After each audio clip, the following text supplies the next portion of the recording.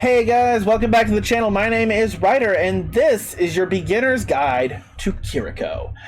In this video, we're going to go over the basic abilities and playstyle of Kiriko. She's the newest healer in Overwatch.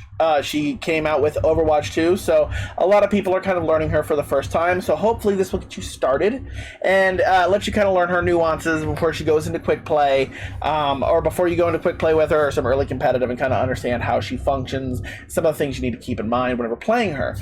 Keep in mind, this is just a starter point. It's not going to be an advanced guide. It's not going to get you to Grandmaster. It's just going to be something to get you started, to understand how she functions, the things you need to work on, the things you need to worry about, and her strengths and weaknesses, and maybe some tips and tricks with her. If you like what you see here, please feel free to hit the like button, smash that subscribe button, leave a comment down below if you have any other questions or anything like that, or if it helped you in any way. And please check that description down below where my Twitch link will be for my Twitch channel, where I stream pretty regularly as well. But without further ado, let's jump into the guide for Kiriko. So, Kiriko is a support hero. So, when I say support hero, what do I mean? I basically mean that your primary job is to support your team, mainly by healing, but there are many other tools that a support hero has that really effectively helps their team in team fights, and can sometimes mean the difference between a won team fight and a loss. And we're going to kind of get into Kiriko's kit and what her tools are. So her primary thing is her healing afudas, as they call them. I'm trying not to butcher these words. The healing afuda, which are these little healing scrolls that are in her hand. These little healing scrolls, when she throws them out to a target, they fly out, they hit the target, and she sends out 5 of them, and it heals them over time. These do have travel time. It's not an instantaneous heal, but it is pretty quick on the uptick, and it's, you know, you fire them all out there, and you actually fire 10 out, 2 at a time. But it is a respectable amount of healing that she does. That's your primary heal. So if like somebody's getting focused down, you can just pump these heals out and just keep it going. As you can see, it does a pretty good amount.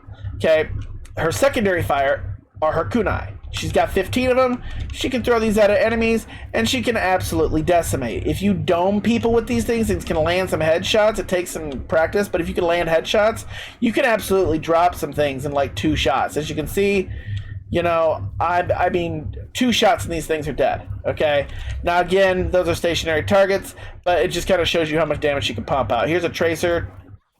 2 shots, Tracer's dead, okay? If she's already low health, 1 shot, Tracer's dead. So, if you notice that your team is already healed up and you don't really have a whole lot of healing that you have to do, you can just be throwing these kunai out from the back line and just trying to get some cheap picks or some cheap damage, maybe drop off some low health heroes. Another thing that Kiriko also has is the same thing that Hanzo and Genji has, and that's the wall climb. This allows her to get to the higher ground, to assist any of your sniper classes, and it also allows her to get away from targets that are pressuring her, or just get to the high ground where she can maybe hide and throw out a few more of these healing afudas, or maybe make some like cheap kunai throws and pick off some people from the high ground. It's always nice to be on the high ground, you know. Anyway, her other ability is her left shift ability, which the game calls her swift step. So basically what she does is you can target any player, and it's got a pretty good range on it. Like, you can be all the way, I'm all the way back here at the spawn in the training ground just about, right? And I can teleport all the way out to where this is. You hit the left shift to that targeted thing, and it teleports you right to their location. You got a 6-second cooldown on this, but this is a good way to get back to the team fight if you get killed and you got to get back to the team fight. Or you can also use this as an escape route. If you're getting focused, you can look back and you can find a friendly target that you need to get away, and bam, you just get away from the fight because you're getting focused. It's a way to peel away, and you know, you're getting focused by a DPS. It's a good escape route is your shift. And then, of course, you also have your Suzu, your protection Suzu. This ability, basically you throw this down at whatever location, and those targets, for a brief period of time, are 100% invulnerable to all damage and gets a short burst of healing. The invulnerability only lasts for like a second, if that, but it is enough to deny some ultimates. If you time it right, and it does take some practice, but if you time it right, you can do things like completely protect your team from a Riptire, completely protect your team from a Diva Bomb, a Shatter, all of these things. If you throw your protection Suzu out, it will make them completely immune to getting killed from those things. Another thing on top of that is it also removes any status ailments. So if an Anna anti-nades your Roadhog tank or anti-nades your team, you can throw that protection Suzu out and it will cleanse the purple on your team, allowing more heals to be able to come in. So this is a great counter for things like Anna's things, sleep darts, nades, things like that. It's very, like, any status ailment you have, the protection Suzu will cure them of it. So this is a very powerful ability that, if used correctly, can turn the tide in a team fight and completely deny ultimates and big abilities. Definitely get used to using it and practice using it effectively to save your teammates from certain death and give them a good chance of surviving if they're about to get picked off. You can also use it on yourself as well. It has a 10-second cooldown, so you can't use it all the time, but you can use it for those big dangerous situations. And then, of course, her ultimate. Now, her ultimate is arguably one of the strongest support ultimates in the game, and that is the Kitsune Rush. What she does when she uses this, she sends a ghost fox forward, and in the path of that ghost fox, it leaves a blue path that any of your teammates, including yourself, that's within that path, have increased attack speed inside of it. All of their cooldowns are reduced as well. So when you use it, it goes straight forward in the line you're facing, and then everything you're doing is now increased. As you can see, I mean, the kunai throwing, the healing Fuda throwing, all of that is increased while you are standing in the zone.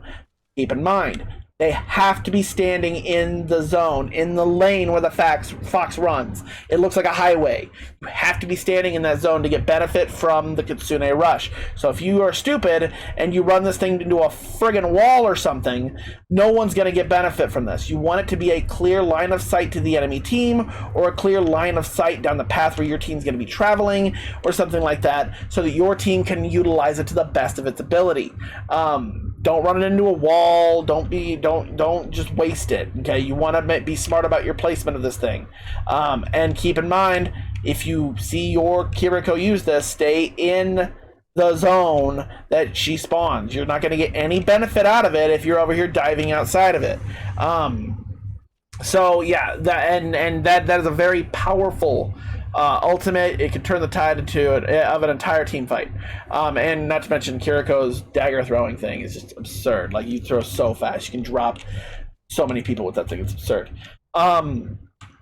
So those are her main abilities. Now, as far as some tips and tricks with Kiriko, the main thing that I always say is play your corners. Kiriko is a long-ranged healer. She can heal from a range. She doesn't have to be right next to her team to heal. So this is perfect for you to find an area that is safe for you to heal from. You don't have to be in the team fight to help the team fight. Even with your protection Suzu, that has a range on it. Okay, you don't have to sit there and be butt to nut with your tank and your DPS to really get some value.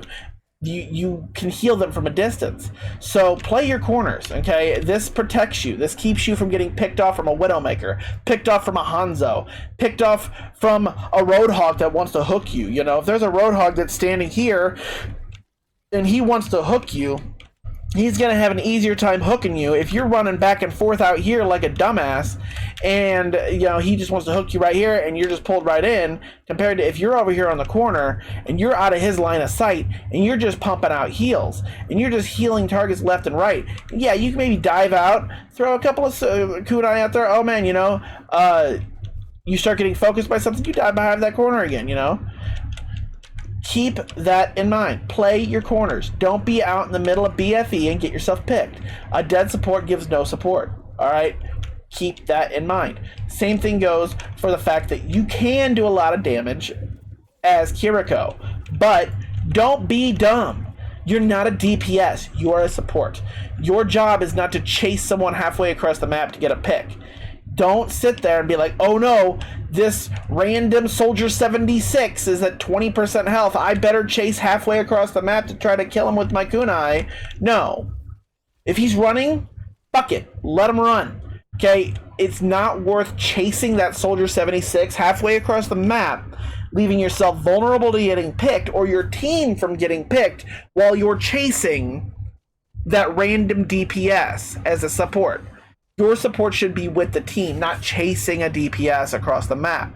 You don't know how many times I've played a DPS character and I've purposely baited a support into chasing me halfway across the map.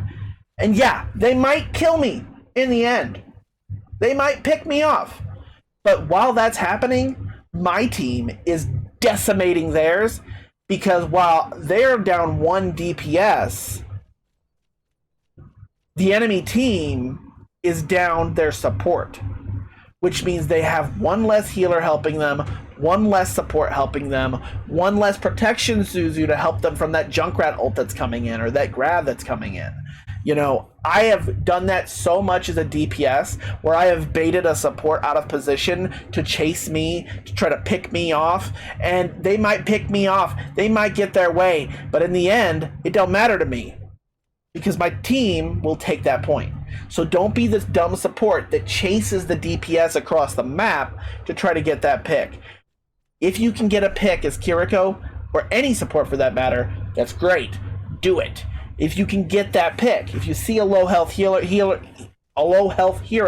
that you can pick off, throw that kunai out, see if you can get a cheap pick. That's fine. But don't prioritize it over your primary job, and that is protecting your team and providing support. Okay? Don't be greedy. It's the biggest thing I can give you. For our strengths and weaknesses with Kiriko, her strengths are pretty obvious. She can attack from a range, so she's very good with picking up some of your lower health range classes. So if you got a Widowmaker harassing your team or a Hanzo harassing your team, if she's smart about playing her corner, she can dive out there and she can maybe beam him or beam her from the high ground and dive back and like beam her on the high ground. As long as she's smart about it, you know, don't get headshot. She's very good against all your low health heroes. So your Zenyatta's, as I showed you over here, you know, Zenyatta, Ana, other Kirikos. Anything that has like 200 health or less, she's able to completely 2-shot, if not 1-shot, if they're already low health as it is. So, you know, keep that in mind. Kiriko, however, has very little protection whenever she's being pressured. So, you know, if a Winston dives on top of her, if a Reaper dives on top of her, any dive hero really like Genji or Tracer or anything, she doesn't really have a lot of, like, it's not a fast attack pace here. So if she's getting chased all around by a Tracer or a Genji, she's probably not going to be able to stop them. She's going to have to get away. And that's why that shift is very useful to have, because you can just teleport away and get away from the situation, get to a teammate, peel back, and then you can kind of reset and protect yourself from getting picked off. So, you know, those are some of the things that you kind of got to watch out for. Any of your dive heroes really are really a challenge for Kiriko. Yeah, I mean, that is essentially that's it. You know, Kiriko she's not a hard healer to understand, but she is a little trickier with her ultimate and timing her protection Suzus. It takes a little bit of practice on timing those and getting the most value out of those. So, you know, that's going to be something that you're going to have to practice and get used to doing, to deny some ultimates and really get some value out of it. But anyway, guys, that is your guide to Kiriko. Hopefully this helped you out in some way. If it did, please leave a comment, or if you have any other questions, please leave one down below. Please check out my Twitch channel. It's in the description down below. And hopefully I will see you guys in the next video. Thanks so much for watching. Bye.